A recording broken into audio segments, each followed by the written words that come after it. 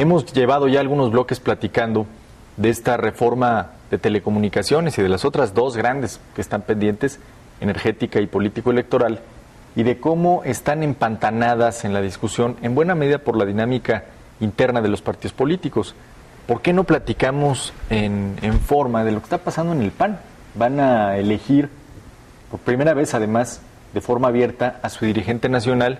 Ha habido una campaña, creo, muy poco seguida, que ha generado muy poco interés en la prensa, una campaña electoral entre Gustavo Madero y Ernesto Cordero, que representan dos facciones y dos visiones totalmente diferentes. En un partido que creo que hoy tiene que entender que su situación es lamentable de sí al tener a esos candidatos.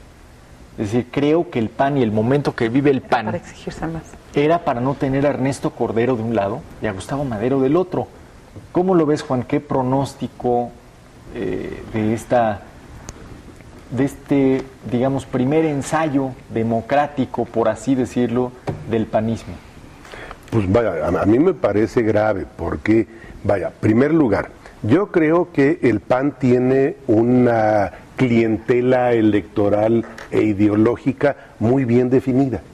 O sea, hay mucha gente que tiene por naturaleza inclinación a la manera de pensar del PAN. Este grupo social importante, pues tiene que tener vías de participación ciudadana y demás. Y cuando su vía de participación normal, que es su partido, se enfrenta en cuestiones como esta, bueno, pues resulta que, primera, se pierde la esperanza de que sean una nueva forma de hacer política, porque resulta que estos métodos que están utilizando los pues son como los de cualquier partido político que tiene por delante el interés económico y de poder por el poder mismo nada más. Mal punto. El que uno de los candidatos sea el representante de un expresidente de la República, que no entiende que ya se le acabó. Felipe Calderón. Alguien tiene que notificarle que su periodo terminó y que lo que pudo hacer, bueno o malo, ya está.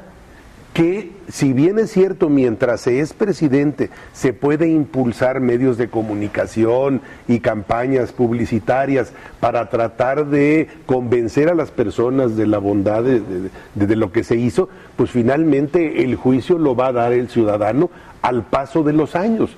Y va a ser un juicio inapelable. Y si el ciudadano considera que era tonto, le va a decir tonto. Si el ciudadano considera que era deshonesto, le va a decir deshonesto por encima de cualquier cuestión. Pero Calderón está empeñado en venir por la revancha. Pero además es una revancha que nada tiene de ideológica. O sea, no es tratar de reeditar un proyecto de nación, un proyecto ideológico formado. Es simplemente tratar de salvar su nombre.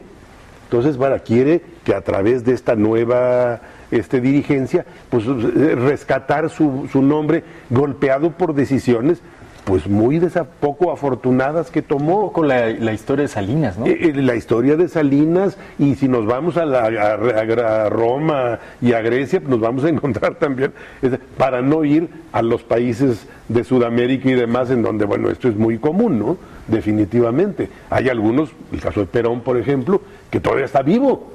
Todavía hay muchísima gente que camina y eso, pero también hay que diferenciar. En el caso de Perón sí hay un proyecto social determinado. Y además hay otro factor ahí, que es el tema de la reelección, ¿no? Es decir, en otras lides, tan solo en América Latina, hay presidentes y expresidentes que se pueden probar ante la opinión pública. Ahí está Michelle Bachelet, ahí está Juan Manuel Santos en Colombia.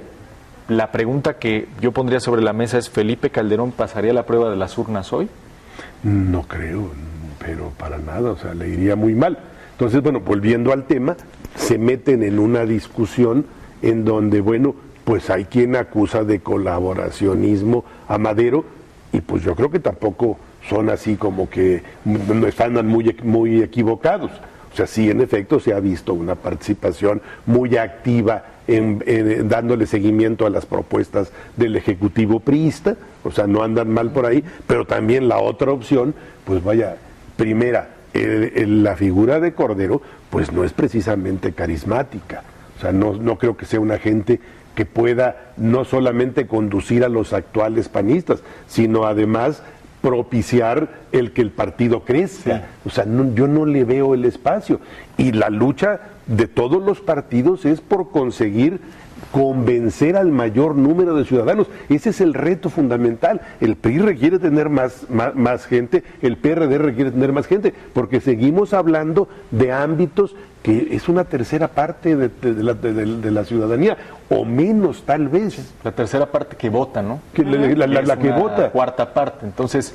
Es una parte microscópica, ¿no? Ahora que hablas de la personalidad de Cordero, me parece un tema muy interesante, porque para mí él personifica al PAN que conoció nada más el poder. Es decir... Y que lo añora. Ernesto Cordero tiene más años como funcionario público que como panista. Y eso es paradigmático. Esta semana falleció Federico Lin Altamirano, un formador de panistas. Y yo recuerdo que alguna vez me platicaba cómo pasaron 30 años antes de que él fuera servidor público. Años que estuvo en la oposición, decía tapándome las costillas porque entonces ser opositor no te daba dinero, te quitaba dinero. Y costaba... Y costaba bastante. Claro. Entonces, versus esta figura de un Ernesto Cordero, un cuate que solo conoció la burocracia en el PAN, no conoció al PAN en la oposición, me parece, muy ejemplificativa de lo que está viviendo el PAN. Ese PAN que se formó en las décadas de la oposición, de lo que ellos llamaban la brega interminable, que hoy, aspira a ser liderado por un burócrata, por un hombre que solo conoció la Secretaría de Hacienda, solo conoció la Subsecretaría de Ingresos, conoció Sedesol. Y que a la sociedad la conoce, pues pensando que con 6,000 pesos puede vivir una persona. Pero bien, ¿no? Perdón, te interrumpí. No, totalmente de acuerdo. Sí. Es decir, un hombre que no empata con lo que creo el PAN necesitaría para volver a ser competitivo. Al final del día, el PAN, estemos de acuerdo o no con sus planteamientos, tiene la capacidad de representar lo que un sector de la gente en México piensa y cree. Y que tiene derecho a tener una vía. Tiene derecho a esa vía. Y creo que hoy sus liderazgos no están siendo capaces de entenderle, de escuchar a lo que esa gente que comulga con Acción Nacional quiere y espera de sus líderes. No creo, en otras palabras, que busquen a un Ernesto Cordero. No creo que quieran al Remedo de Calderón. Sí, por supuesto. Eso es Cordero. Pero aparte, fíjate, me llama mucho la atención de cómo al determinado grupo de panistas siempre criticaban a los priistas o a los perredistas por sus eventos masivos, de acarreados y de todo eso, ¿no? Y cómo se ha dejado manejar a través de las redes sociales en estas dos campañas, tanto de Madero como de Cordero, que la gente va igual acarreada, ¿no? Bueno, fíjate que Cordero quiere ser presidente del PRI. Bueno, también, bueno, lo trae en la sangre seguramente. Lo trae en la sangre. Y es lo curioso, ¿no? Cómo terminan cayendo en esos errores. ¿Por qué? Pues porque veía hace no mucho un video en el que entrevistaban a la gente y ¿a qué viene? No sé, nada más me dijeron que viniera a hacer bola, ¿no? Y con su playera del PAN, con su gorra del PAN, no digo de quién, ¿no? Pero que no saben realmente a qué van. Entonces, se están atacando en ese sentido tanto unos como otros. ¿Y cómo terminan los partidos políticos haciendo lo mismo del de enfrente? Es que lo que hizo el PAN, en realidad, más allá de democratizar su elección, lo que hizo fue más bien quitar un sistema que les funcionó muy bien durante décadas, copiar el del resto de los partidos que ha probado que es muy peligroso y muy malo, y meter el factor clientelar al PAN. Es decir, la elección que vamos a ver entre Madero y Cordero no tiene que ver con lo que los panistas quieren, tiene que ver con la capacidad de mover estructuras. Sí, también. Y además, si tú ves la figura de Cordero, vas a encontrar una figura que es demasiado común en el ámbito político, que son los no políticos que están metidos de política. Ajá. O sea, es gente que no conoce a la sociedad, no tiene ideología, y eso, vaya, vete al gabinete presidencial y a ver cuántos políticos de veras hay. Vete a todos los partidos políticos a ver gente que tenga ideología, que tenga Es una compromiso izquierda, ¿no? Que debería ser social. No, los ves, por eso con tanta facilidad se van de un lado para el otro. La ideología es un saquito que se ponen y se quitan según la conveniencia. Claro. Y votan a favor de la reelección o en contra según les convenga. Hoy yo te diría que las ideas estorban, ¿no? Ah, claro. Vamos a ver, ¿no? El día de su debate, ¿cómo van a estar sus ideas manejadas? ¿Cuándo es? El 29, martes. El 29. Martes. Porque vaya, la idea de que yo no voy a ser colaboracionista, que quién sabe qué.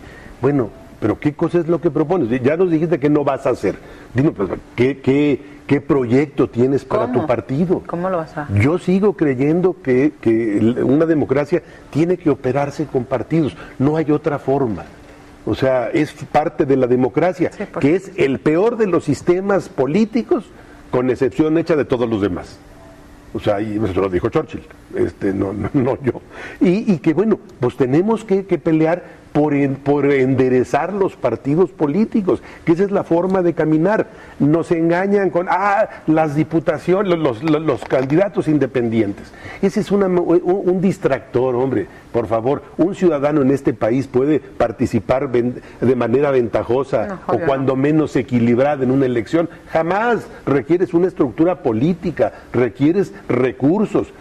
¿Qué elección en este país se maneja simplemente con las prerrogativas? Sí, yo creo que tratando de cerrar el comentario que haces, Juan, yo creo que desmantelamos la escenografía del viejo sistema político, pero dejamos la tramoya, dejamos las entrañas, que al final del día tienen que ver con el clientelismo y con el dinero. Sí, por supuesto. Y lo único que se democratizó fue que llevamos eso al PAN, y llevamos eso al PRD, y llevamos eso a la chiquillada, que hoy ya ni tan chiquillada, porque cobran como si fueran grandes, ¿no? Yo diría que esto es como El Castillo de la Pureza, la película. Sí, cuando después de todas las atrocidades que se cometieron, la familia, cuando ya detienen al padre y demás, a la hora de la tormenta, vuelve a refugiarse al mismo lugar. O sea, volvemos a la querencia de las tablas. Así es, pues vamos a ver qué pasa en el Congreso, que no es precisamente el Castillo de la Pureza, claro. Y vamos a mantenerlos en la medida de lo posible y de lo humanamente entendible, informados. Gracias, Carmen. No, al contrario, Pepe, gracias a toda la gente. Gracias, Juan. Al contrario. Gracias a usted que nos acompañó esta noche para hablar de política. Lo esperamos el próximo fin de semana en punto de las 8 de la noche por este Canal 3 en Radio y Televisión de Hidalgo. Muchas gracias.